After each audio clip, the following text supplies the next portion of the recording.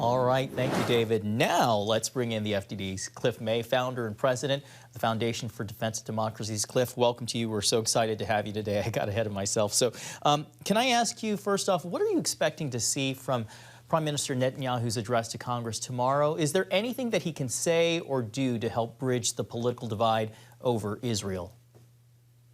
I think there's a lot. I'm not sure what he's going to say. I'm not privy to his speech. There are a number of points that I think he'll want to make.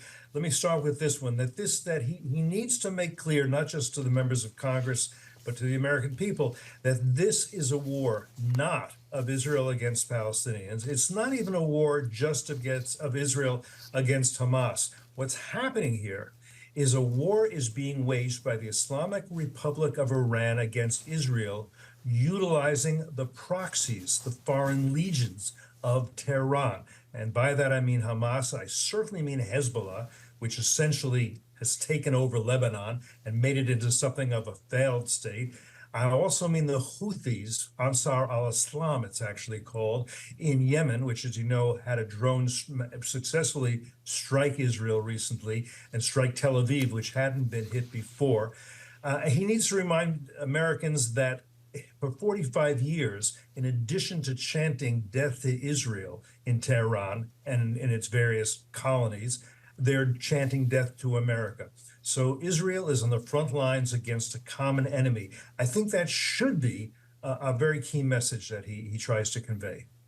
You mentioned these proxies, both Hezbollah and the Houthi rebels in Yemen, both staging major attacks on Israel. Where do you see this going? Is another war with Israel on the horizon? Not only is another war on the horizon, another war is taking place. People understand that on October 7th, Israel was invaded by Hamas from Gaza. Gaza is a territory the Israelis withdrew from entirely in 2005. They turned it over to the Palestinian Authority. Within 2 years, Hamas had expelled the Palestinian Authority and taken it over. There was a border between Gaza under Hamas and Israel. So on October 7th, that border is crossed. There's an invasion, there's a pogrom, there's a massacre.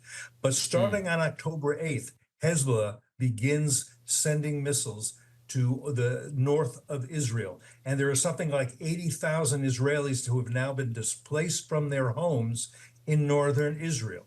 Now the Israelis have fired back. They've done so in a very targeted and precise way. They've taken out several hundred Hezbollah leaders. At some point, could be sooner, it could be later, unless Hezbollah pulls back and stops attacking Israel from southern Lebanon, there will be a war between Israel and Hezbollah. Real quickly, and all of Lebanon will be involved in that war. Cliff, real quickly here, we only have seconds left, but how would you imagine a Harris presidency looking very differently than a Biden presidency when it comes to Israel?